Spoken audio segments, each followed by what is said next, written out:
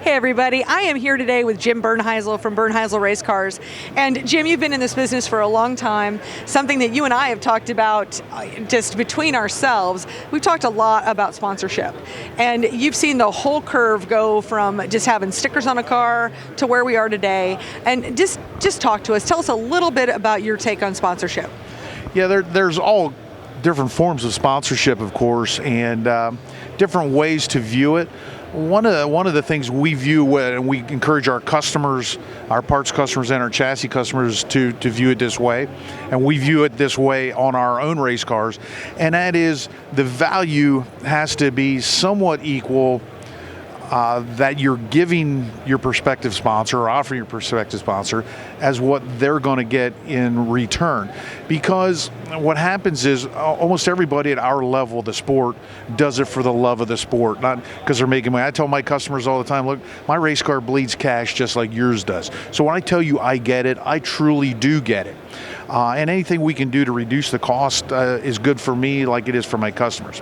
Having said that, I can't go say, well, my budget for this year is $50,000, so Mr. Sponsor needs to give me a $50,000 check. I'd like to do that, but if my value I'm giving back to him is $50,000, even if he's silly enough to do it, he won't do it for long because he'll realize it's not. And I maintain that at our level of sport, it's not worth $50,000. It's considerably less than that. Yes. Well, and you know, if someone is approaching you and asking you for sponsorship, what are some of the parameters that you're looking at before you consider it at all? Yeah, so it's interesting. Most people think just because you're a hero or think you're a hero and win some races, that automatically gives you an in.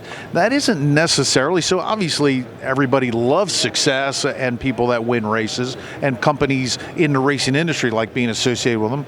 But at the same time, I look for some things like, what's your personality?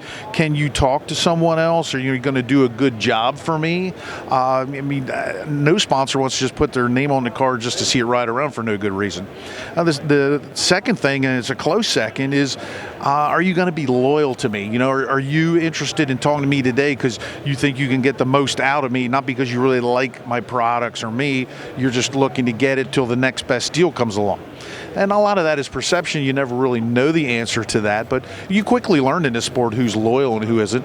And it's hard to help a guy that isn't going to be loyal to. As soon as things get tough or maybe a little better deal goes around, he's going to kick you to the curb. Well, and that it can be so painful, and it's part of this, that sponsorship, it's not a one-way street, that it's a relationship, and especially you as a chassis manufacturer. I mean, yes, you sell a full line of parts, you do what I do, and but you even sell even more parts than I do, but you've been doing it, you had a head start, but with chassis, well, it's two ways, it's two things.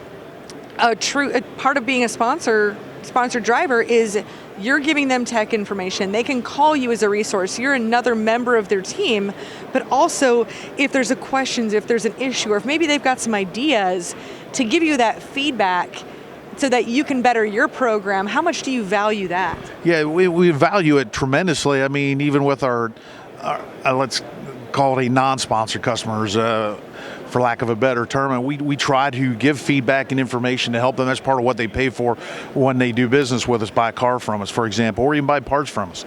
We think it's foolish, by the way, the trend in dirt late model racing where you buy a car from one guy, then you pay another guy for technical information. It's just stupid. At least we think so. But having said that, when you're working with someone, the relationship term you used hits the nail on the head. It is a relationship, and it is a two-way street.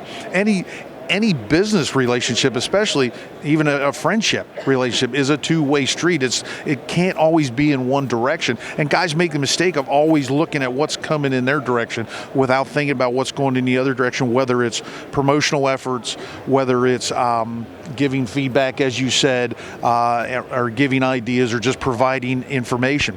It has to be a benefit to both parties, or it won't work, and it certainly won't work for long.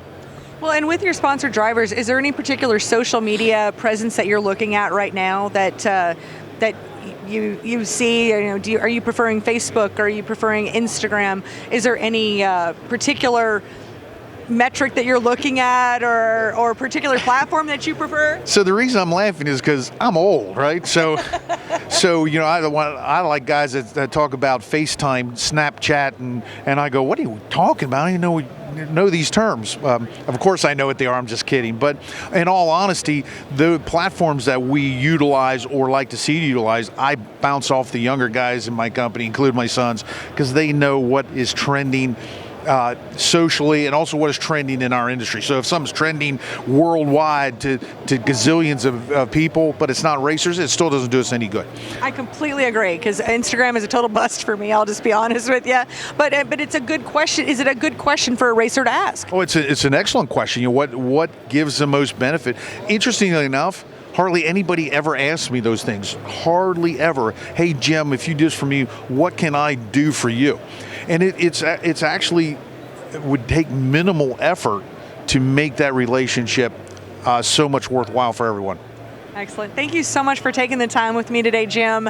You really kind of put me in the right direction. We talked about this literally years ago. There's an article on Crate Insider that you helped me compile some of that information for about sponsorship, and I really got to see it from your point of view, and that's really pushed me forward to develop a program like this. Well, I appreciate our friendship, Kate, and I also am glad that I've given you some good ideas. And if you need any more, I'm always available, and I'm certainly opinionated. That you are. Thanks, Jim.